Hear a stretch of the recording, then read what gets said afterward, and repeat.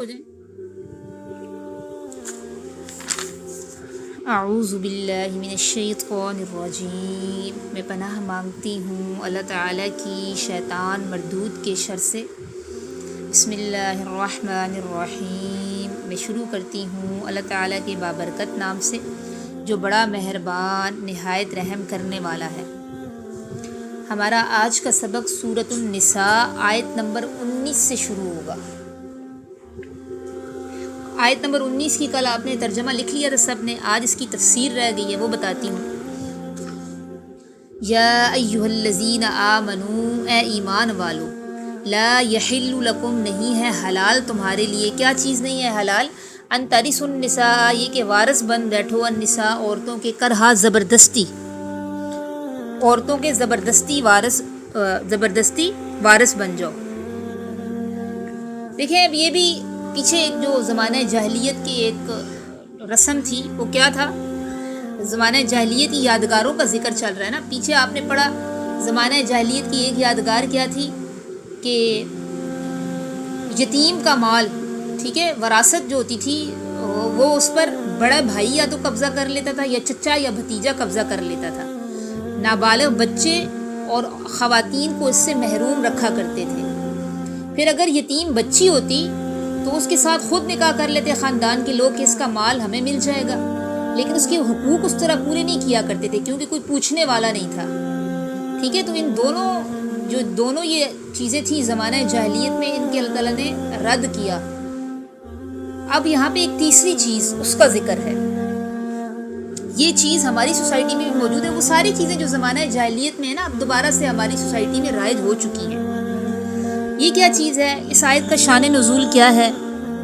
اس آیت میں اللہ تعالیٰ عورتوں کے ساتھ حسن سلوک کا حکم دے رہے ہیں۔ دیکھیں زمانہ جاہلیت میں ایک یہ بھی ہوتا تھا کہ جب کوئی عورت بیوہ ہو جاتی تھی تو اس کو بھی ترکے میں چھوڑی ہوئی چیز سمجھ لیا جاتا تھا اور اس پر قبضہ کر لیتے تھے خاندان کے لوگ، ٹھیک ہے۔ جس طرح کوئی آدمی مال چھوڑ کر جاتا تھا تو اس کو قبضے میں لیتے نا، اس طرح عورت کو بھی ترکے میں چھوڑی ہوئی چیز سمجھا جاتا تھا، اور اس عورت کو اپنی مرضی سے کوئی ڈیسیژن لینے کا اختیار نہیں ہوتا تھا، کوئی فیصلہ لینے کا اختیار نہیں ہوتا تھا۔ جس طرح ہر آزاد کو اپنے معاملے میں، اپنی ذات کے معاملے میں اختیار اللہ نے دیا ہے، تو وہ اختیار عورت کو نہیں دیا جاتا تھا۔ اب جو کوئی چاہتا تھا اس سے زبردستی نکاح کر لیتا تھا، چاہے عورت چاہتی یا نہ چاہتی۔ ایک تو یہ ہوتا تھا، دوسرا یہ ہوتا تھا کہ عورت کا جو مال ہوتا تھا اس کے بھی مالک بن جاتے تھے، جبراً اس پر قبضہ کر لیتے تھے۔ تو اس آیت کریمہ میں پھر اللہ تعالیٰ نے ان دونوں صورتوں کی نفی کی ہے کہ نہ تو تم عورتوں کی ذات کے مالک بن سکتے ہو، اگر وہ کہیں دوسری جگہ نکاح کرنا چاہتی ہیں تو تم ان کو روک نہیں سکتے ہو، یا ان کو اپنے ساتھ نکاح کرنے پر مجبور نہیں کر سکتے ہو، اور تم ان کے مال کے مالک بھی نہیں ہو۔ جو بھی ان کو شوہر کی طرف سے یا جو بھی ان کا اپنا ذاتی مال ہے نا، اس کے تم مالک نہیں ہو، ٹھیک ہے۔ تو یہ دونوں صورتیں ہوتی تھیں، ان دونوں صورتوں کی اللہ نے نفی کی ہے، اور یہ آج بھی ہماری سوسائٹی میں موجود ہیں۔ اس کی شان نزول میں ایک واقعہ بھی بیان کیا جاتا ہے کہ ایک عورت آئی تھی نبی علیہ الصلوۃ والسلام کے پاس، اور اس نے کہا تھا کہ میرا خاوند جو ہے وہ فوت ہو گیا ہے، اور میرا جو بیٹا ہے اس نے مجھے زبردستی، اس نے مجھے گھر میں ڈالا ہوا ہے، ستیلا بیٹا، اور وہ مجھے کہیں نکاح نہیں کرنے دیتا۔ تو نبی علیہ الصلوۃ والسلام نے فرمایا تھا کہ تم انتظار کرو، ہو سکتا ہے اللہ تعالیٰ اس کے بارے میں کوئی حکم نازل فرما دے۔ تو پھر اللہ تبارک و تعالیٰ نے یہ آیات نازل فرمائی تھیں، ٹھیک ہے۔ تو ان سے مخاطب وہ شوہر ہیں جو عورتوں کو محض تنگ کرتے رہتے ہیں، نہ انہیں ٹھیک طرح سے بساتے ہیں، نہ طلاق دیتے ہیں، اور وہ لوگ بھی ہیں جو بیوہ ہو جائے عورت تو اس کو دوسری جگہ نکاح نہیں کرنے دیتے، اور اس کو بھی ترکے میں چھوڑی ہوئی چیز سمجھتے ہیں، اور اس کے مال پر بھی قبضہ کر لیتے ہیں۔ یہ دونوں طرح کے لوگ اس میں شامل ہیں، ٹھیک ہے۔ اور یہ آج بھی ہو رہا ہے سوسائٹی میں۔ کوئی بیوہ عورت اگر اپنے حق میں بہتر فیصلہ کرنا چاہتی ہے، وہ چاہتی ہے کہ وہ نکاح کر لے، تو اس کو بڑا ہی معیوب بنا دیا گیا ہے ہماری سوسائٹی میں، اور 100 طرح کی باتیں اسے سننے میں مل رہی ہوتی ہیں، ٹھیک ہے، جس کی وجہ سے عورتیں ہچکچا رہی ہوتی ہیں، اپنے بارے میں ایک اچھا ڈیسیژن لیتے ہوئے بھی ہچکچا رہی ہوتی ہیں۔ تو یہ چیزیں غلط ہیں، اس کی اللہ تعالیٰ نے اس کو ناپسند کیا ہے۔ وَلَا تَعْضُلُوهُنَّ، اور نہ تم ان کو اس نیت سے روکو کہ تم ان سے بعض وہ چیزیں لے لو جو تم ان کو دے چکے ہو، حق مہر جو تم ان کو دے چکے ہو، یا کوئی سسرالی ان کو تحفے تحائف دے چکے ہیں، یا کوئی اور ان کو تحفے تحائف دے چکے ہو، تو اس نیت سے ان کو مت روکو کہ وہ ان سے چیزیں لے لو۔ لینے کی صرف ایک ہی صورت ہے، الا ان یاتین بفاحشۃ مبینہ، کہ وہ کوئی کھلی بے حیائی کا ارتکاب کریں۔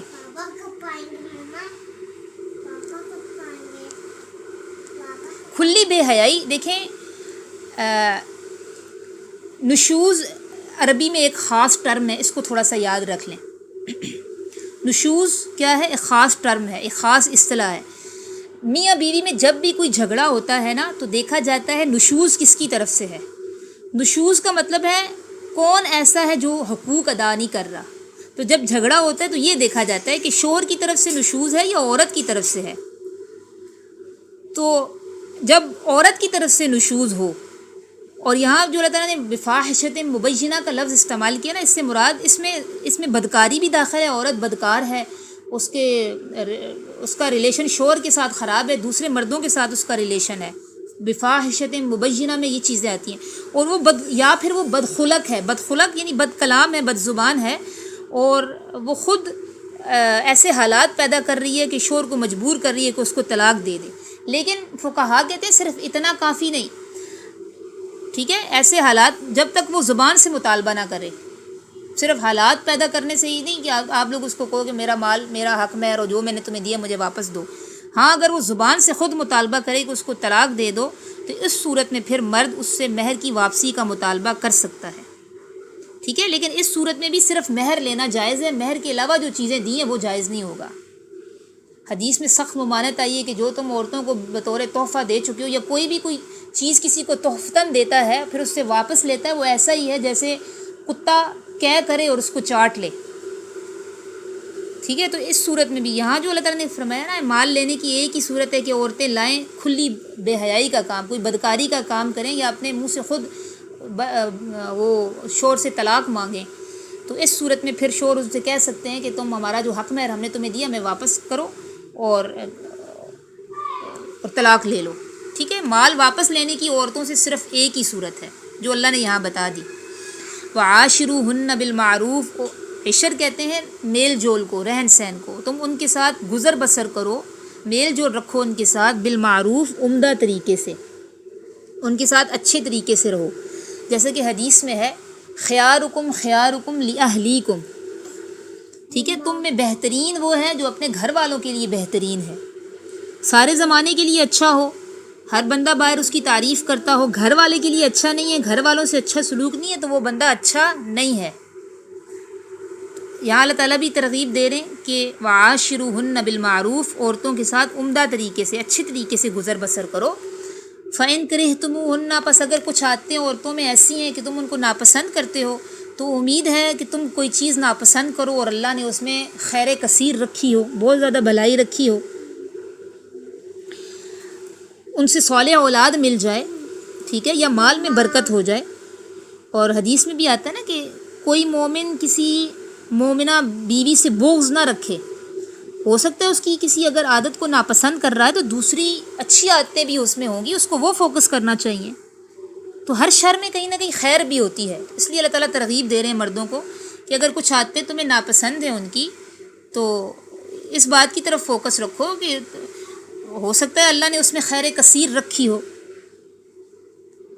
یعنی اولاد ان سے ایسی ہو جائے جو تمہارے لیے باعث برکت ہو، صالح ہو، نیک اولاد اللہ تعالیٰ پیدا کر دیں ان سے، ٹھیک ہے؟ چلیں آگے دیکھیں آیت نمبر 20۔ اس آیت کی سمجھ آ گئی نا؟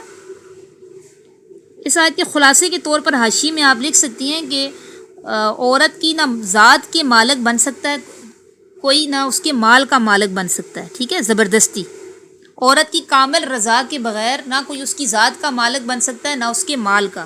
اچھا، یہاں پہ جب میں یہ لیکچر تیار کر رہی تھی نا، تو مجھے یاد آ رہا تھا کہ 8 مارچ کو جو ہماری خواتین نکلتی ہیں اور وہ عورت کے حقوق کے تحفظ کی آڑ میں ایک نعرہ لگاتی ہیں، میرا جسم میری مرضی، تو یہاں تو اللہ نے کہہ دیا، اللہ نے تو یہ قانون ہمیں پہلے سے بتا دیے کہ عورت کی نہ ذات کا مالک کوئی زبردستی بن سکتا ہے، نہ اس کے مال کا مالک کوئی زبردستی بن سکتا ہے۔ عورت کی کامل رضا کے بغیر یہ نہیں ہوگا۔ ایک ہی صورت ہے مال لینے کی، بفاحشۃ مبینہ، اور بفاحشۃ مبینہ کی ڈیٹیل میں نے بتا دیا آپ لوگوں کو کہ اگر عورت کا خود مطالبہ ہو، ٹھیک ہے، وہ بد کردار ہے اور وہ خود مطالبہ کر رہی ہے کہ اس کو طلاق دے دو، تو اس صورت میں وہ مہر واپس لے گا، اور صرف مہر واپس لے گا، باقی چیزیں جو تحفتاً عورت کو دے چکا ہے وہ واپس لینے کا حقدار نہیں ہے وہ، ٹھیک ہے۔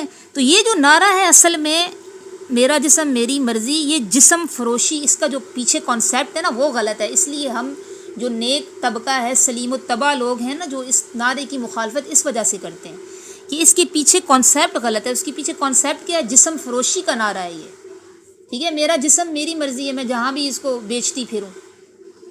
حالانکہ اگر واقعی ہمارے سوسائٹی میں عورت کے حقوق کا ان کو پاس ہوتا تو اس کے بجائے یہ نعرہ لگتا نا، میری زندگی میرے حقوق، میری زندگی میرے حقوق جیسے نعرے لگتے، یا پھر کہا جاتا ہے اسلام نے یہ حق دیا ہے عورت کو کہ اس کی کامل رضا کے بغیر کوئی اس کے نہ ذات کا مالک بن سکتا ہے نہ مال کا، تو اس پر حکومت کو چاہیے کہ وہ ایسے مضبوط قوانین بنائے، ٹھیک ہے۔ اس طرح کی چیزیں ہوتی تو پھر ہمیں سمجھ میں آتا ہے۔ اب چونکہ پیچھے کانسیپٹ ہی غلط ہے تو اس لیے جو ہماری سوسائٹی کے نیک اور سلیم الطبع لوگ ہیں نا وہ اس قسم کی چیزوں کی مخالفت کرتے ہیں۔ چلیں آگے دیکھیں آیت نمبر 20، سمجھ آ گئی؟ کوئی سوال تو نہیں ہے یہاں پہ؟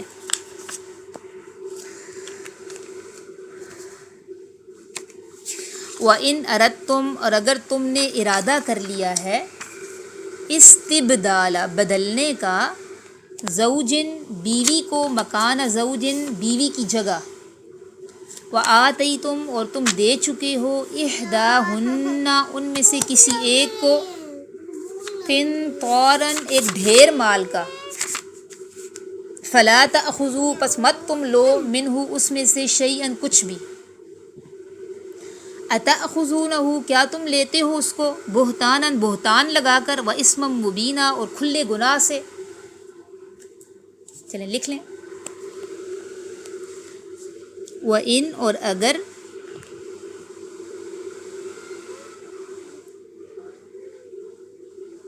اور اگر، اردتم تم نے ارادہ کیا ہے،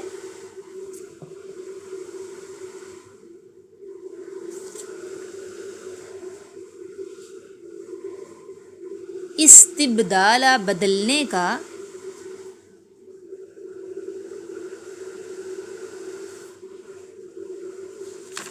اگر تم نے ارادہ کیا ہے بدلنے کا، زوج کہتے ہیں عربی میں جوڑے کو، یہ زوج لفظ شوہر کے لیے بھی استعمال ہوتا ہے، بیوی کے لیے بھی۔ اب یہاں پہ چونکہ شوہر کے مقابلے میں استعمال ہو رہا ہے تو یہاں مراد بیوی ہوگی۔ اگر ارادہ کیا ہے تم نے بدلنے کا، زوجم مکان زوج بیوی کی جگہ بیوی،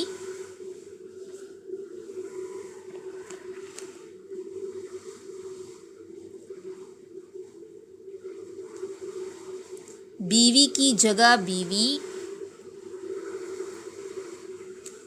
وآتیتم اور تم دے چکے ہو،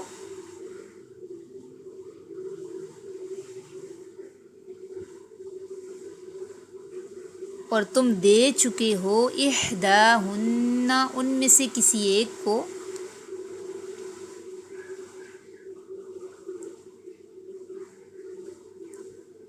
قنطارا ایک ڈھیر مال کا، قنطار کہتے ہیں خزانے کو، ایک ڈھیر مال کا،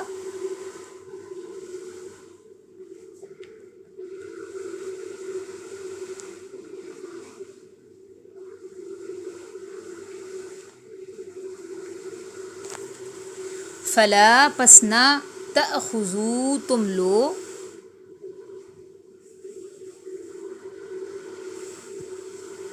پس نہ تم لو، منہ اس میں سے، شیئا کچھ بھی،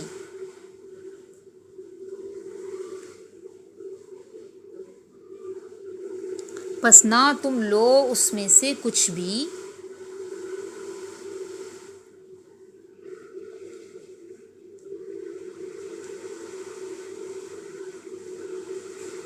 اتأخذون کیا، تأخذون تم لیتے ہو، اس کو،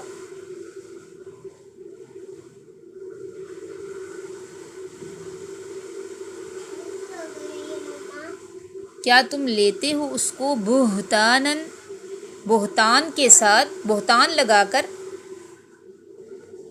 کیا تم لیتے ہو اس کو بہتان لگا کر اور کھلے گناہ کے ساتھ؟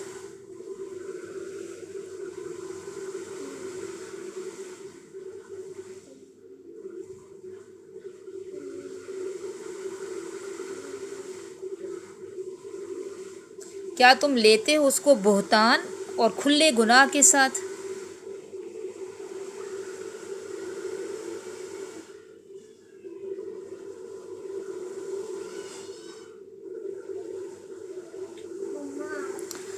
اچھا، پیچھے آپ نے کیا پڑھا کہ عورت کو اس نیت سے روکنا کہ کہیں وہ سارے تحائف سسرالیوں کے لے کر نہ چلی جائے، مہر نہ لے کے چلی جائے ساتھ، شوہر کی طرف سے جو بیوہ عورت کو ملا ہے وہ نہ ساتھ لے کر چلی جائے، اس نیت سے بھی روکنا حرام ہے۔ اب یہ اس آیت میں اللہ تعالیٰ کیا سمجھا رہے ہیں کہ اگر اب عورت کے ساتھ مزاج نہیں ملے، نباہ کی کوئی صورت نہیں ہے، طلاق تک نوبت آ گئی ہے، اور تمہارا ارادہ ہے کہ اب دوسری شادی کر لوں، تو تم عورت سے مال کی واپسی کا مطالبہ نہیں کر سکتے۔ اگر ایک ڈھیر بھی مال کو لے چکے ہو نا، حق مہر کے طور پر تم عورت کو دے چکے ہو، یا ویسے ہی تم کوئی مال اس کو دے چکے ہو، خواہ وہ ایک ڈھیر ہو، ایک بڑا خزانہ ہو، پھر بھی تم اس عورت سے واپسی کا مطالبہ نہیں کر سکتے، کیونکہ طلاق تم خود دے رہے ہو۔ ٹھیک ہے، اب اس میں اللہ تعالیٰ نے نا 4 قسم کی قباحتیں بیان کی ہیں۔ جو مرد بیویوں کو طلاق بھی دیتے ہیں اور ان سے جو چیزیں دی ہوتی ہیں وہ بھی واپس چھین لیتے ہیں، تو اس میں 4 قسم کی قباحتیں اللہ نے بیان کی ہیں۔ 2 کا تذکرہ تو اس آیت میں ہے اور 2 کا آگے ہے۔ اتأخذونہ بہتانا، کیا تم لیتے ہو ان سے بہتان لگا کر؟ اس کا کیا مطلب ہے؟ یعنی تم ان پر بہتان لگا کر سری گناہ کی صورت میں واپس لیتے ہو۔ پیچھے آپ نے پڑھا نا کہ عورت سے مال لینے کی ایک ہی صورت ہے کہ وہ صریح بے حیائی کا کوئی کام لے کر آئے، ٹھیک ہے، بدکاری کی مرتکب ہو، تو یہ ایک صورت ہوتی ہے عورت سے مہر واپسی کا مطالبہ کرنے کی، ٹھیک ہے، اور وہ خود کہہ بھی رہی ہو کہ مجھے طلاق دے دو، تو یہ صورت اللہ نے رکھی ہے عورت سے مال واپسی کی۔ تو جب تم ان کو طلاق بھی دے رہے ہو اور ان سے مہر واپسی کا مطالبہ بھی کر رہے ہو، تو سوسائٹی میں یہ پیغام جائے گا نا کہ اس کی بیوی بد کردار تھی جو خود طلاق کا مطالبہ کر کے مہر واپس لے لی، اس لیے اللہ تعالیٰ نے اس کو بہتان کہا۔ کیا تم لیتے ہو ان سے بہتان لگا کر؟ ٹھیک ہے، یعنی مختلف ہیلے بہانوں سے تمہیں مال واپس لینے کی اجازت نہیں۔ مال واپس لینے کی ایک ہی صورت ہے کہ نشوز عورت کی طرف سے ہو، ٹھیک ہے۔ اب یہاں پہ صورت دوسری ہے کہ تم نکاح کا ارادہ کر رہے ہو تو ایک ڈھیر بھی مال کا دے چکے ہو تو تمہیں واپسی کا مطالبہ کرنے کا حق نہیں ہے۔ ہماری سوسائٹی میں کچھ چیزیں نا الٹی گنگا بہہ رہی ہے، کچھ چیزیں بالکل الٹا چل رہی ہیں۔ ایک لمبا عرصہ تک ہم چونکہ ہندوؤں کے معاشرے میں رہے ہیں ان کے ساتھ، تو ان میں سے بہت ساری چیزیں ہم نے وہاں سے لی ہیں، ٹھیک ہے۔ یہاں پہ عورت کو جو جہیز ہوتا ہے، اول تو جہیز کا اسلام میں کوئی تصور نہیں ہے، لیکن اب ایک رسم اتنی زیادہ ہو گئی ہے کہ اس کے بغیر شادی کا اب تصور ہی نہیں ہے، تو وہ بھی اگر عورت اور مرد میں نباہ نہیں ہوا نا تو سسرالی تو اس پہ بھی قبضہ کر کے بیٹھ جاتے ہیں۔ یہاں تو اللہ تعالیٰ کہہ رہے ہیں اگر تم لوگ ایک ڈھیر مال کا دے چکی ہو تو تم لینے کے حقدار نہیں ہو اس سے۔ اور یہاں جو عورت کا اپنی چیزیں ہوتی ہیں نا، وہ بھی اس کے لیے بھی جنگیں لڑنا پڑتی ہیں، اس کے لیے بھی عدالتوں کے رخ کیے جاتے ہیں کہ ہمیں ہمارا جہیز سلامت مل جائے۔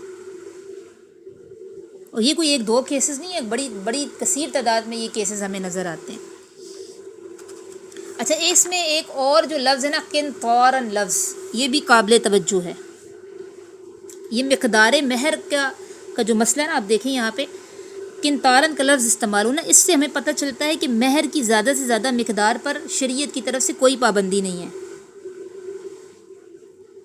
ہماری سوسائٹی میں اگر دیکھا جائے تو عمومی مزاج کیا ہوتا ہے لڑکے والوں کا، عرب کے معاشرے میں تو پتہ ہے وہاں پہ عورتوں کے مہر بہت زیادہ ہوتے تھے، اور وہ ایک بیوی کو طلاق دیتے ہوئے بھی ڈرتے تھے کہ اگر اس کو ہم نے طلاق دے دی تو یہ پھر مہر کا مطالبہ کرے گی، وہ مہر لے کے جائے گی، اور ہم پھر دوسری شادی جو ہمارے لیے ممکن نہیں ہوگی، پھر اس پر بھی مال خرچ کرنا پڑے گا، ٹھیک ہے، اس لیے عورت کی ویلیو بھی زیادہ تھی۔ تو اب کیا ہمارا عمومی رویہ کیا ہے، دیکھیں لڑکے والوں کا، پہلے تو منگنی پر خوب سارا خرچہ کرواتے ہیں لڑکی والوں کا، پھر لاکھوں کا جہیز لیتے ہیں، پھر بارات پر 200-250 بندے لے کر آ جاتے ہیں، اور جب نکاح کی باری آتی ہے تو بڑے نیک بن جاتے ہیں اور کہہ رہے ہوتے ہیں مہر فاطمی لکھ دو. یہاں آ کر مسلمان بڑے نیک بن جاتے ہیں. جب جہیز لینے کی باری آتی ہے تب حضرت فاطمہ رضی اللہ تعالیٰ عنہ کی شادی کا خیال نہیں ہوتا. جب فضول رسومات کر رہے ہوتے ہیں، لڑکی والوں کے اتنے خرچے کروا رہے ہوتے ہیں، اس وقت خیال نہیں آتا شرعی شادیوں کا، حضرت فاطمہ رضی اللہ تعالیٰ عنہ کی سیرت کا خیال نہیں آتا. ٹھیک ہے، تو مہر لکھواتے وقت مہر فاطمی لکھ دو. تو یہاں کن طورن کا لفظ جو ہے نا، اس سے پتہ چلتا ہے کہ مہر کی زیادہ سے زیادہ مقدار پر کوئی پابندی نہیں ہے. لڑکی والے چاہیں تو لکھوا سکتے ہیں اور لڑکی کے تحفظ کے لیے ہوتا ہے. ٹھیک ہے، البتہ مبالغہ کرنا شریعت نے اس کو ناپسند کیا ہے کہ اتنا زیادہ رکھوا لیں کہ جو لڑکا بآسانی نہ دے سکے. یہ تو کن طورن کی تفسیریں میں نے آپ کو بتایا. اچھا، اس میں قباحتیں بتا رہی تھی کہ جو مرد عورتوں کو طلاق بھی دیتے ہیں اور مال واپسی کا مطالبہ بھی کرتے ہیں جو ان کو دے چکے ہوتے ہیں، تو اس میں دو قباحتیں ہیں. ایک تو اللہ تعالیٰ کہہ رہے ہیں کیا تم ان سے بہتان لگا کر لیتے ہو، یعنی سوسائٹی میں یہ جائے گا کہ ہو سکتا ہے اس کی بیوی بدکار ہے اس لیے یہ مہر واپس لے رہا ہے اس سے پیچھے، کیونکہ اللہ نے بتا دیا کہ مہر واپسی کی ایک ہی صورت ہے کہ عورت بد کردار ہو، اس لیے یہاں اللہ تعالیٰ نے بہتان کا لفظ استعمال کیا. اور دوسرا، یہ صریح گناہ ہے. ٹھیک ہے، کیونکہ طلاق تم خود دے رہے ہو نا، تو عورت سے مال واپس لینا یہ صریح گناہ ہے. دو قباحتیں آگے آئیں گی، پہلے پڑھ لیں. وَكَيْفَ، اور کیسے، تَأْخُذُونَهُ، تم لے سکتے ہو اس کو، وَقَدْ أَفْضَىٰ، اور تحقیق پہنچ چکا ہے، بَعْضُكُمْ إِلَىٰ بَعْضٍ، تمہارا بعض تک. وَقَدْ أَفْضَىٰ بَعْضُكُمْ إِلَىٰ بَعْضٍ، تحقیق پہنچ چکا ہے تمہارا بعض تک. یہ کنایا کے الفاظ ہیں. ٹھیک ہے، اللہ تعالیٰ قرآن میں جہاں ہم بستری کا یا مباشرت کا ذکر کرتے ہیں وہاں کنایا کے الفاظ آتے ہیں اسی طرح. تو یہ اس کا مطلب مباشرت کر چکے ہو. وَأَخَذْنَا، اور وہ عورتیں لے چکی ہیں، مِنْكُمْ، تم سے، مِيثَاقًا غَلِيظًا، میثاق کہتے ہیں عہد کو، غلیظہ کہتے ہیں پختہ کو، اور وہ عورتیں لے چکی ہیں تم سے پختہ عہد. چلیں لکھ لیں. وَكَيْفَ، اور کیسے،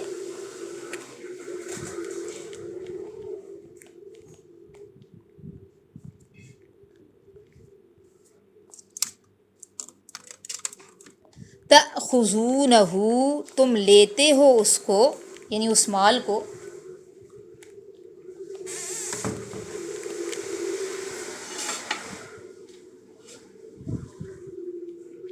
اور کیسے تم لیتے ہو اس کو، اور تحقیق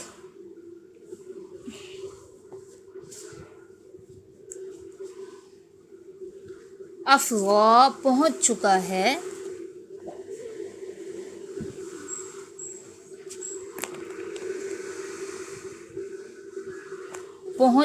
ہے، بعضکم، تمہارا بعض،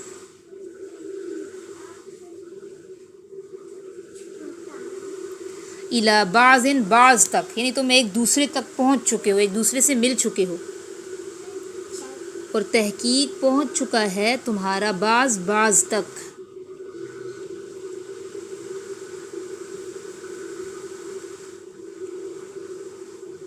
اور وہ لے چکی ہیں، یہاں اخذنا یہ مؤنث کا صیغہ ہے. ٹھیک ہے، اور وہ عورتیں لے چکی ہیں،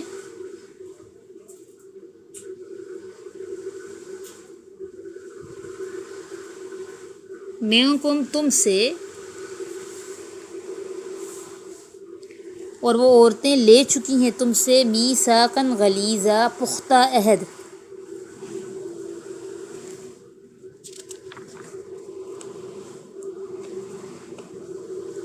یہ تیسری برائی اللہ تعالیٰ بیان فرما رہے ہیں. کیف تأخذونہ، تم کیسے عورتوں سے مال لے سکتے ہو.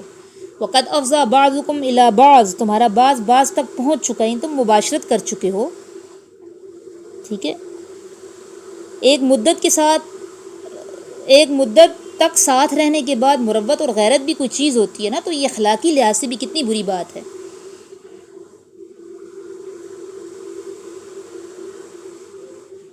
کہ جس مہر کے بدلے میں وہ تمہارے لیے حلال ہوئی تھیں، تم نے اس سے فائدہ اٹھا لیا، تو اب وہی چیز واپسی کا مطالبہ کر رہے ہو. اور چوتھی کو بات، وَأَخَذْنَا مِنْكُمْ مِيثَاقًا غَلِيظًا، وہ عورتیں تم سے پختہ عہد لے چکی ہیں. پختہ عہد کا کیا مطلب ہے؟ دیکھیں مساک غلیظ کا مطلب ہے خطبہ نکاح اور ایجاب و قبول کے بعد اللہ کے قانون سے عورتیں حلال ہوتی ہیں نا، تو اس سے پختہ عہد کا کیا مطلب ہے؟ جو خطبہ نکاح ہوتا ہے اور ایجاب و قبول ہوتا ہے، اس کو شریعت نے میثاقاً غلیظہ کہا۔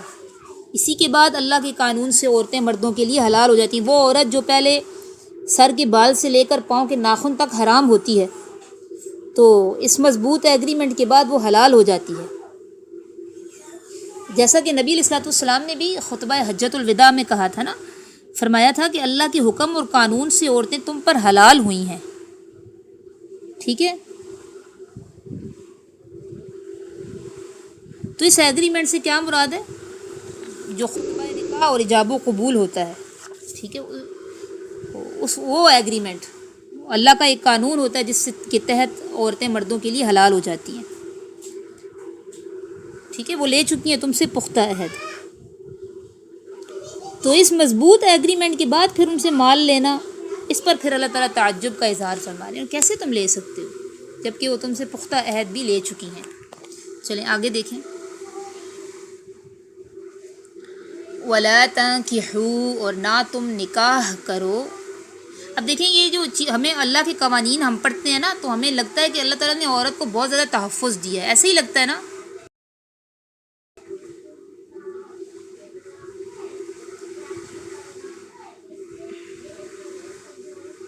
ایسا ہی لگتا ہے؟ آپ لوگوں کو کیا لگ رہا ہے یہ آیات پڑھ کے؟ آپ لوگوں کو کیا لگ رہا ہے؟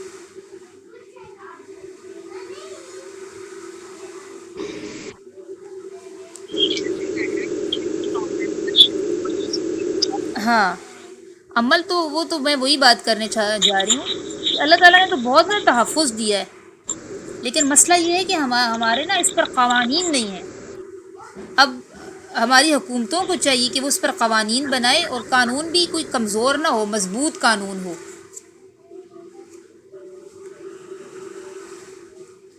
تو قوانین سازی کی ضرورت ہے نا۔ وَلَا تَنْكِحُوا، اور نہ تم نکاح کرو، ما نکاح، جن سے نکاح کر چکے ہیں، آباؤکم، تمہارے باپ دادا، من النساء، عورتوں میں سے، الا ما قد سلف، مگر جو تحقیق گزر چکا، یعنی جو ماضی میں ہو چکا اب اس کو وہ بھول جاؤ، وہ معاف ہے۔ انہو، بے شک یہ، کانا ہے، فاحشتاً، بے حیائی کا کام، ومقتا، اور ناراضگی کا کام، یعنی اللہ کے غضب اور ناراضگی کا کام ہے، وساء سبیلا، اور کتنا برا ہے راستہ۔ چلیں لکھ لیں۔ وَلَا تَنْكِحُوا، اور نہ تم نکاح کرو،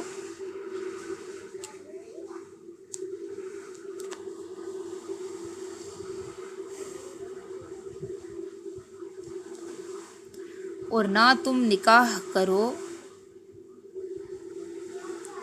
ما نکاح، جن سے نکاح کیا ہو،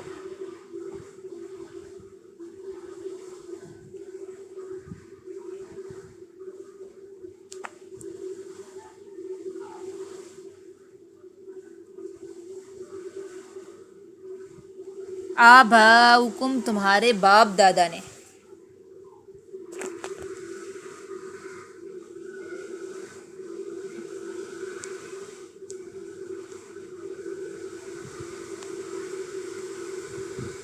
جن سے نکاح کیا ہو تمہارے باپ دادا نے، من النساء، عورتوں میں سے،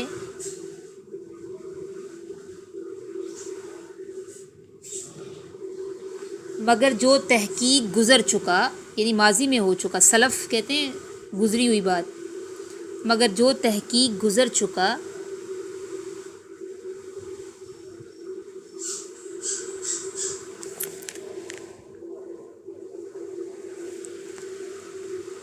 انہو، بے شک یہ،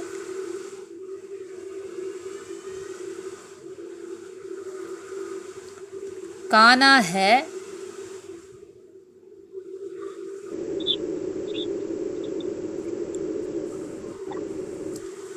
مت تم نکاح کرو جن سے نکاح کیا ہو تمہارے باپ دادا نے،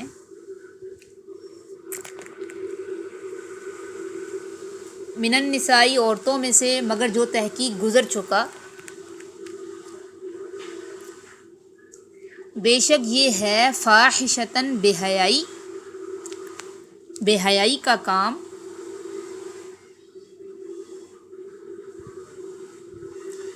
بے شک یہ ہے بے حیائی کا کام، و مقتا اور ناراضگی کی بات،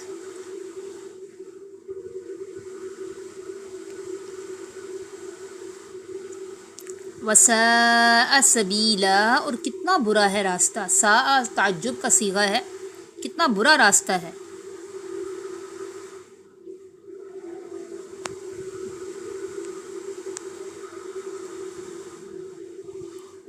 نہ تم نکاح کرو جن سے نکاح کیا ہو تمہارے باپ دادا نے عورتوں میں سے۔ یہ بھی دیکھیں زمانہ جاہلیت میں ہوتا تھا، زمانہ جاہلیت میں ہوتا تھا کہ جو بیٹے ہوتے تھے وہ اپنے باپ، اپنی ستیلی ماں سے، ٹھیک ہے، باپ ان کا مر جاتا تھا تو ستیلی ماں سے نکاح کر لیتے تھے۔ دو طرح کے طبقے ہوتے تھے زمانہ جاہلیت میں بھی، اس زمن میں دو طرح کے لوگ تھے۔ ایک تو وہ تھے جو اس کو سلیم الطبع لوگ تھے، اس کو بہت برا سمجھتے تھے، خواہ وہ ستیلی ماں ہوتی یا سگی، تو سگی ماں سے تو نہیں کرتے تھے، ستیلی ماں سے کر لیتے تھے، یہ بھی حرام ہے۔ جو لوگ سلیم الطبع ہوتے تھے اس کو برا سمجھتے تھے نا، وہ اس کو نکاح مقت کہتے تھے، یعنی ناراضگی والا نکاح، مقت کا مطلب ہے ناراضگی، تو اس کو نکاح مقت کہتے تھے۔ تو یہاں اللہ تعالیٰ نے بھی یہی لفظ استعمال کیا ہے کہ یہ بے حیائی کا کام ہے، ناراضگی کا کام ہے، اللہ کے غضب کو دعوت دینے والی بات ہے، اور کتنا برا راستہ ہے، یعنی فطرت بھی اس کو پسند نہیں کرتی۔ ٹھیک ہے، ستیلی ماں حقیقی ماں ہی کی طرح محرم ہوتی ہے، باپ کا رشتہ مقدس ہے نا، تو جس سے باپ نکاح کر چکا ہو اس سے اب جائز نہیں ہے، اولاد کا نکاح اس سے جائز نہیں ہے اس سے کرنا۔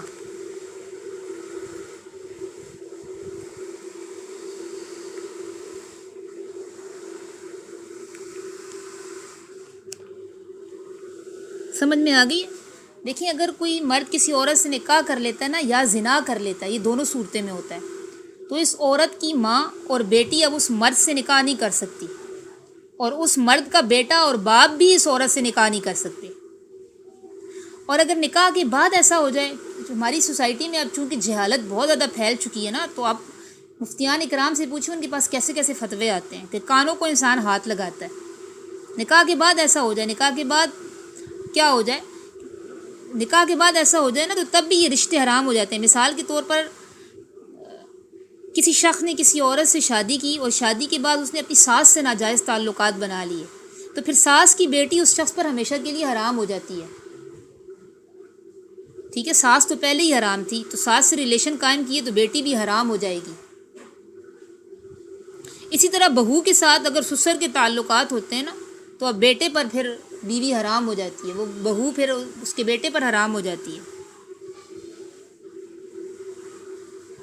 تو یہ چیزیں بھی اس ضمن میں فقہا اس کو بیان کرتے ہیں کہ ماں کے ضمن میں ماں سے نکاح حرام ہے، اور اس عورت کی ماں اور بیٹی بھی اس مرد سے نکاح نہیں کر سکتی اب، اور اس مرد کا بیٹا اور باپ بھی اس عورت سے پھر نکاح نہیں کر جو اس کی منکوہ ہے۔ ٹھیک ہے، سمجھ آ رہے ہیں یہ نسبی رشتے جس کی وجہ سے حرمت نکاح ہے؟ سمجھ آ رہی؟ کسی کوئی ایسا ہے جس کو نہیں سمجھ میں آ رہی؟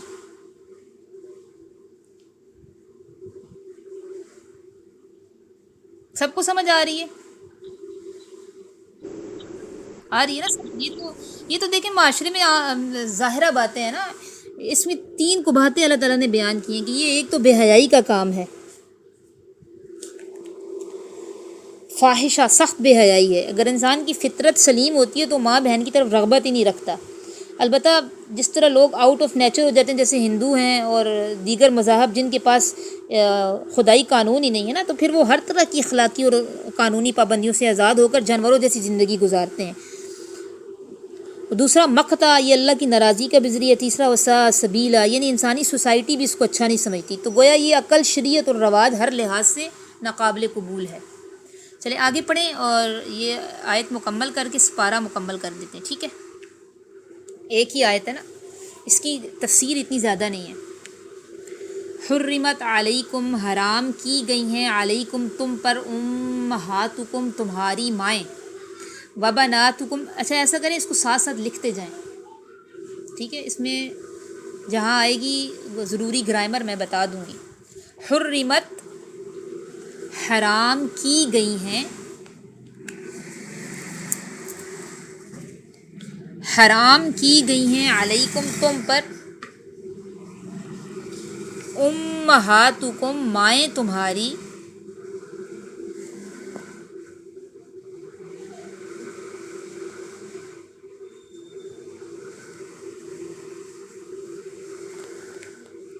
حرام کی گئی ہیں تم پر مائیں تمہاری وبناتکم اور بیٹیاں تمہاری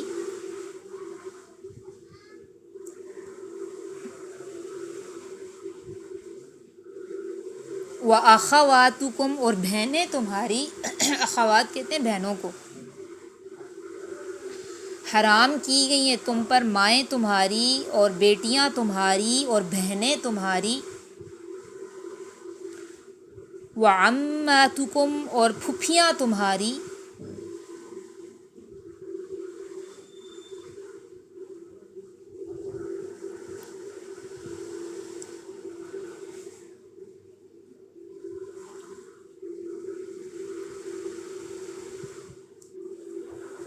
وخالاتکم اور خالائیں تمہاری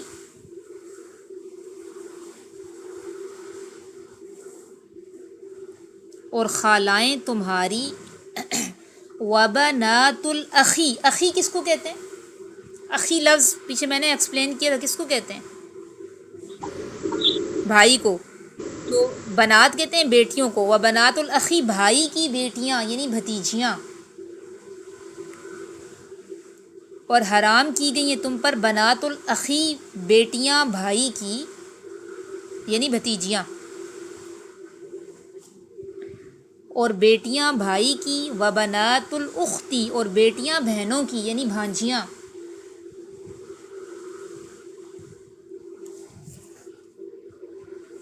ان آیات میں ان عورتوں کا ذکر ہے جن سے نکاح حرام ہے ٹھیک ہے پیچھے تو ستیلی ماں کے ساتھ نکاح کا ذکر تھا تو ستیلی ماں کے حرام ہونے کے لیے اتنا ہی کافی ہے کہ باپ نے اس سے نکاح کیا تھا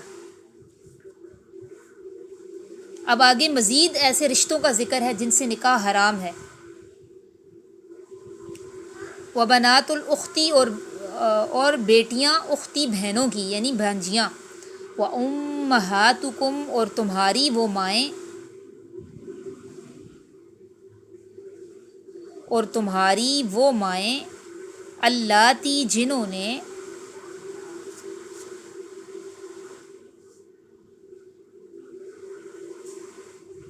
امہات تمہاری وہ مائیں جنہوں نے ارضعنکم رضاعت سے ہے جنہوں نے دودھ پلایا ہو تمہیں رضائی مائیں جن کا دودھ پی لیں ٹھیک ہے وہ بھی ان کے ساتھ بھی نکاح حرام ہے اور تمہاری وہ مائیں جنہوں نے دودھ پلایا ہو تمہیں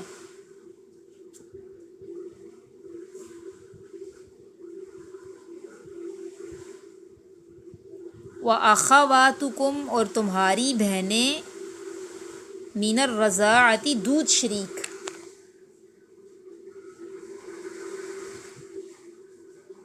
اور تمہاری بہنیں دودھ شریک ٹھیک ہے پہلے نسبی رشتے اللہ نے بتائے پھر رضاعت کے رشتے اللہ تعالیٰ بتا رہے ہیں پھر سسرالی رشتوں کا اللہ تعالیٰ ذکر کریں گے واخواتکم اور تمہاری بہنیں من الرضاعتی کیا مطلب ہے دودھ شریک وامہات اور مائیں نسائکم تمہاری عورتوں کی بیویوں کی مائیں کیا کہلاتی ہیں عرف میں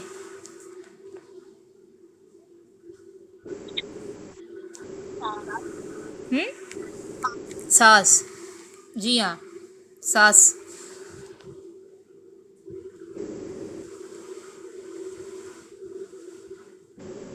کہاں پہنچے اور مائیں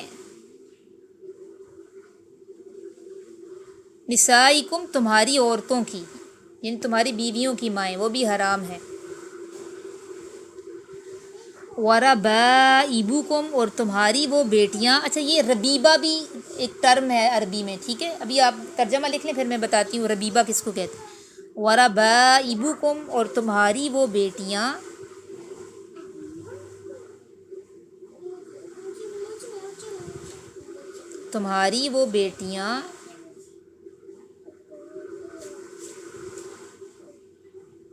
اللاتی جنہوں نے بھیا سے پوچھو، فریج پہ پڑا ہوا ہے۔ تمہاری وہ بیٹیاں جنہوں نے فی حجورکم تمہاری گودوں میں پرورش پائی،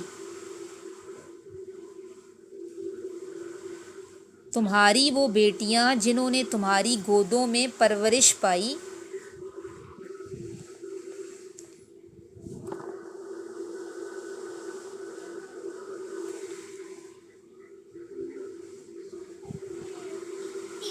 من نسائکم تمہاری عورتوں میں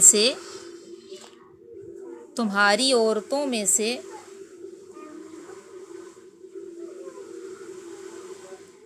اللاتی جن سے دخل تم صحبت کی تم نے بہن ان سے، جو عورتیں صحبت کی تم نے ان سے،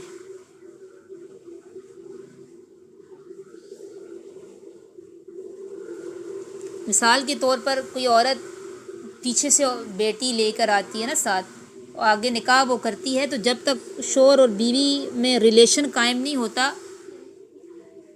تب تک وہ جو پچھلے شوہر کی بیٹی ہے وہ اس مرد کے لیے تو حلال ہے، جب ریلیشن قائم ہو گیا نا اس کے بعد وہ حرام ہو جاتی ہے، ٹھیک ہے۔ یہ دخل تم بہنہ کا یہی مطلب ہے، میں نے بتایا کنایا کے الفاظ شریعت استعمال کرتی ہے۔ اللاتی جن سے دخل تم صحبت کی تم نے بہنہ ان سے، جو عورتیں صحبت کر لی تم نے ان سے، جو عورتیں صحبت کر لی تم نے ان سے، فَإِن پس اگر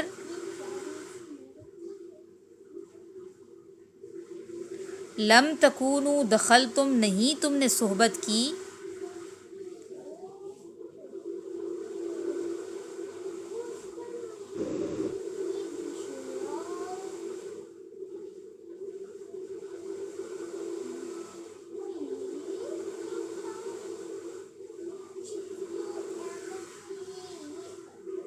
پس اگر نہیں تم نے صحبت کی بہن ان سے،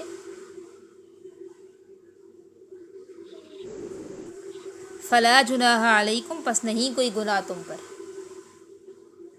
ٹھیک ہے۔ ابھی نکاح ہوا، طلاق دے دی، ریلیشن قائم نہیں ہوا، تو جو اس کی بیوی بیٹی ہے سابقہ شوہر سے، اس سے نکاح ہو سکتا ہے، اور اگر ریلیشن قائم ہو گیا تو اب وہ بیٹی ہمیشہ کے لیے حرام ہو گئی۔ پس اگر نہیں تم نے صحبت کی ان سے تو نہیں کوئی گناہ تم پر۔ سمجھ آ رہی ہے نا اس کی؟ یہ تو ترجمے سے بالکل واضح ہے، سمجھ آ رہی ہے؟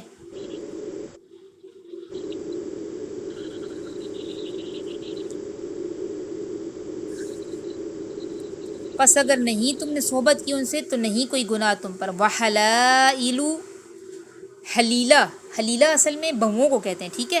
وحلائل اور بیویاں ابنائکم تمہارے بیٹوں کی، یعنی بہویں بھی حرام ہوتی ہیں، اس کے ساتھ سسر نکاح نہیں کر سکتا۔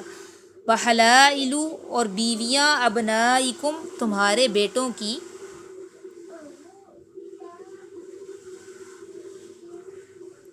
اور بیویاں تمہارے بیٹوں کی، الذین جو من اصلابکم، صلب اصل میں کہتے ہیں پشت کو، ٹھیک ہے۔ سورۃ الطارق میں آپ پڑھیں گی، یخرج من بین الصلب والترائب، ہم نے انسان کو پیدا کیا ایک حقیر پانی کے قطرے سے، اب وہ قطرہ نکلتا کہاں سے ہے؟ یخرج من بین الصلب والترائب، وہ پشت اور سینے کے درمیان سے نکلتا ہے، تو صلب کہتے ہیں پشت کو، ٹھیک ہے۔ صلبی جو بیٹا ہوتا ہے وہ حقیقی بیٹا ہوتا ہے۔ الذین جو من اصلابکم تمہاری پشت میں سے ہیں، یعنی تمہارے حقیقی بیٹے ہیں، ان کی بیویوں سے تم نکاح نہیں کر سکتے۔ منہ بولے بیٹے بھی لوگ بنا لیتے ہیں نا، اور یہ آگے پھر مسئلہ ڈیٹیل سے سورہ احزاب میں آپ انشاءاللہ پڑھیں گی، منہ بولے بیٹے والا۔ یہ بھی زمانہ جاہلیت میں رواج تھا کہ منہ بولے بیٹے کی بیوی سے اگر وہ طلاق دے دیتا یا وہ مر جاتا تو اس کی بیوی سے نکاح نہیں کیا جاتا تھا، تو اس رسم کو بھی اللہ نے ختم کیا تھا۔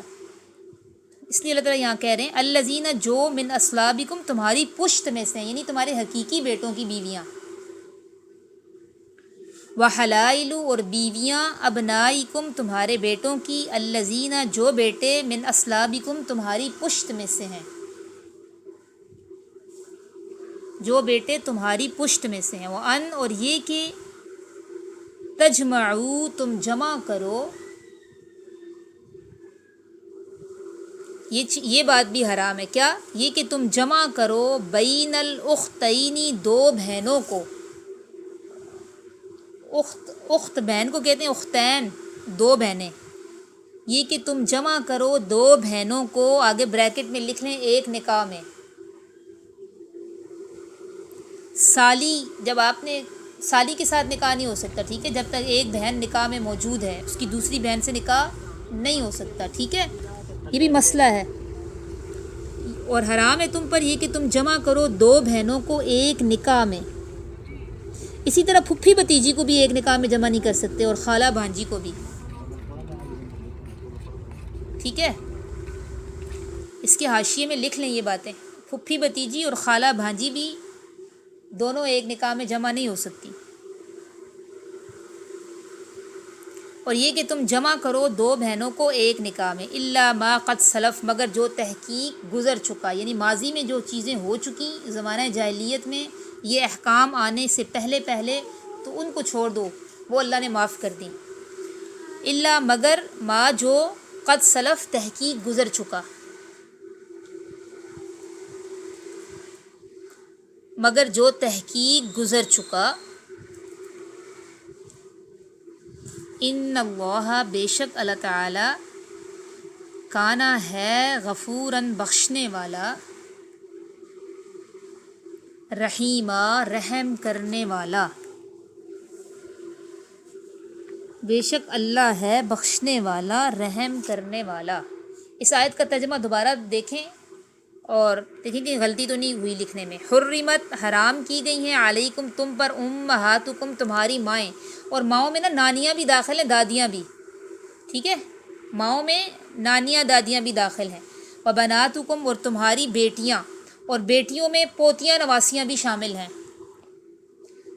حرام ہے تم پر تمہاری مائیں اور تمہاری بیٹیاں، واخواتکم اور تمہاری بہنیں، وعماتکم اور تمہاری پھپھیاں، وخالاتکم اور تمہاری خالائیں، وبنات الاخی اور بیٹیاں بھائیوں کی یعنی بھتیجیاں، وبنات الاختی اور بیٹیاں بہنوں کی یعنی بھانجیاں، وامہاتکم اور تمہاری وہ مائیں، اللاتی جنہوں نے ارضعنکم تمہیں دودھ پلایا ہے۔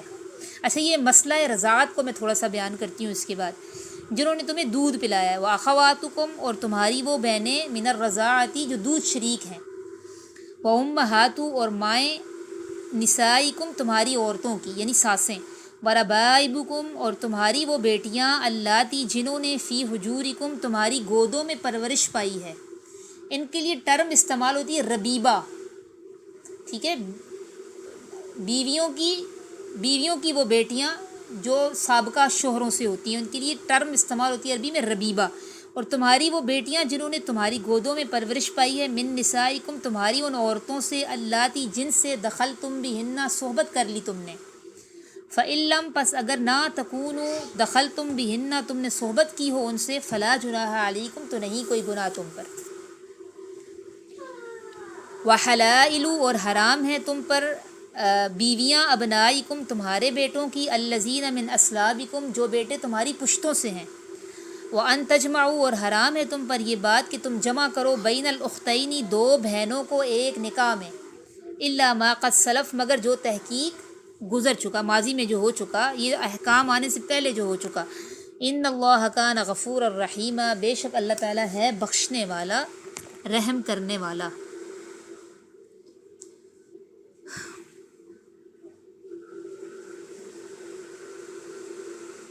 لکھ لیا سب نے؟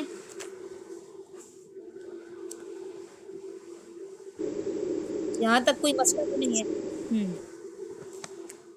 اچھا، یہاں رضاعت کے اعتبار سے بھی اللہ تعالیٰ نے دو رشتوں کا ذکر کیا نا، ماں اور بہن، لیکن نبی علیہ السلام کی حدیث سے ہمیں پتہ چلتا ہے کہ جو رشتے نسب کی وجہ سے حرام ہوتے ہیں وہ رضاعت کی وجہ سے بھی حرام ہو جاتے ہیں۔ اچھا، یہ رضاعت ثابت کب ہوتی ہے؟ رضاعت ثابت کب ہوتی ہے؟ دیکھیں، رضاعت کی جو مدت ہے نا وہ 2.5 سال ہے۔ 2.5 سال کے اندر اگر کسی بچے نے کسی عورت کا دودھ پی لیا ہے تو رضاعت کے تمام احکامات اس پر نافذ ہو جاتے ہیں، ٹھیک ہے، وہ اس کے حقیقی ماں بن جاتی ہے جس کا اسے دودھ پیا ہے، اور اس کے جو بچے ہوتے ہیں وہ اس کے حقیقی بہن بھائی بن جاتے ہیں. ٹھیک ہے. اچھا اب یہ بھی تھوڑا سا سمجھ لیں کہ کتنا دودھ پینے سے مسئلہ رضاعت ثابت ہوتا ہے. تو فقہا کہتے ہیں کہ اتنا دودھ جس سے روزہ فاسد ہو جائے، اتنا دودھ بھی پی لیا نا اس نے اگر کسی عورت کا، تو وہ رضائی ماں اس کی بن جاتی ہے. اب کتنا دودھ پینے سے روزہ فاسد ہوتا ہے؟ ظاہری بات ہے ایک قطرہ بھی اگر دودھ کا پی لیا تو اس سے روزہ فاسد ہو جاتا ہے نا. تو اس سے کیا پتہ چلتا ہے کہ اگر تھوڑا سا بھی دودھ کسی عورت کا اس نے پی لیا ہے بچے نے 2.5 سال کے اندر تو اس پر رضاعت ثابت ہو جائے گی. ٹھیک ہے. یہ تھوڑی سی باتیں تھیں مسئلہ رضاعت میں جس کی میں نے ابھی وضاحت کر دی. تو جو رضائی ماں ہوتی ہے وہ بھی حقیقی ماں کی طرح ہی ہوتی ہے، اور اس کے ساتھ جو اس کی رضائی بہنیں جنہوں نے اس کے ساتھ دودھ پیا ہوتا ہے، اور جو اس ماں کے بچے ہوتے ہیں نا وہ سب اس کے رضائی بہن بھائی بن جاتے ہیں. یہ سب محرمات نکاح کا ذکر ہے، اور اسی میں آخر میں دیکھیں آیا نا وحلائل ابنائکم وحلائل ابنائکم. حلائل اصل میں حلال سے ہے نا، حلیلہ یعنی بہویں. تو اس ضمن میں پھر دیکھیں فقہا نے جو مسائل بیان کیے ہیں اس پہ ہی فوکس کرنا چاہیے، کیونکہ ہماری سوسائٹی میں کیونکہ جہالت بہت زیادہ ہے اور دین سے دوری ہے، تو اس کے نتیجے میں ہم دیکھتے ہیں کہ سسر اور بہو یہ بھی آپس میں ریزرو نہیں رہتے. سسر کو چاہیے کہ وہ بہو کے ساتھ ریزرو رہے. گلے لگانا اور بوسے لینا اور یہ سب چیزیں یہ غلط ہے. سسر اگر بہو کو بے شک وہ اس کو بیٹی سمجھتا ہے، کسی کو دیکھ کر آپ اس کی نیت پہ شک نہ کریں، لیکن ایک جو مسئلہ ہے وہ میں آپ لوگوں کو بتا رہی ہوں کہ اگر سسر بہو کو ملتا بھی ہے تو اس کو ریزرو رہنا چاہیے اور اس کو دوپٹے کے اوپر سے اس کے سر پہ ہاتھ پھیرنا چاہیے. کیونکہ دیکھیں یہ رشتہ ایسا ہے نا کہ اگر سسر اور بہو کا آپس میں ریلیشن قائم ہو گیا تو وہ جو بہو ہے وہ بیٹے پر ہمیشہ کے لیے حرام ہو جاتی ہے. سسر پر تو پہلے سے حرام تھی، تو اب ریلیشن ہونے کی وجہ سے پھر وہ بیٹے پر بھی حرام ہو جاتی ہے. اسی طرح ساس اور داماد کا ہے. ساس اور داماد بھی آپس میں ملاقات کے بعد ان کو بھی ریزرو رہنا ہے، اور اس میں بھی ہم بے تکلفی ہم دیکھتے ہیں بہت سی جگہوں پہ. تو اگر ان کے تعلق ہو گیا تو پھر کیا ہوگا؟ ناجائز تعلق کی وجہ سے جو ساس کی بیٹی ہے وہ اس شخص پر ہمیشہ کے لیے حرام ہو جاتی ہے، داماد پر حرام ہو جائے گی.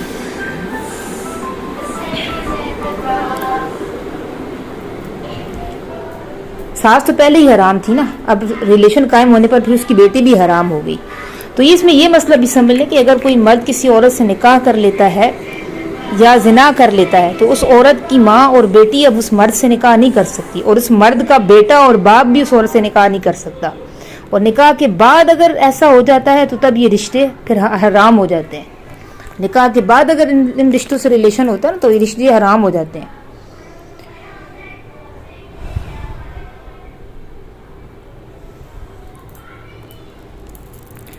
اور اسی آیت کے تحت ایک انگریز نے لکھا ہے کہ جس معاشرے میں اس آیت پر عمل ہوتا ہوگا وہ کتنا پاکیزہ معاشرہ ہوگا.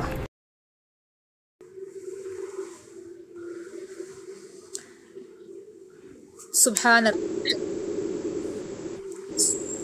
ایک منٹ میں دعا بول لوں نا پھر آپ بولیں. سبحان ربک رب العزت عما یصفون وسلام علی المرسلین والحمد للہ رب العالمین. ربنا تقبل منا انک انت السمیع العلیم.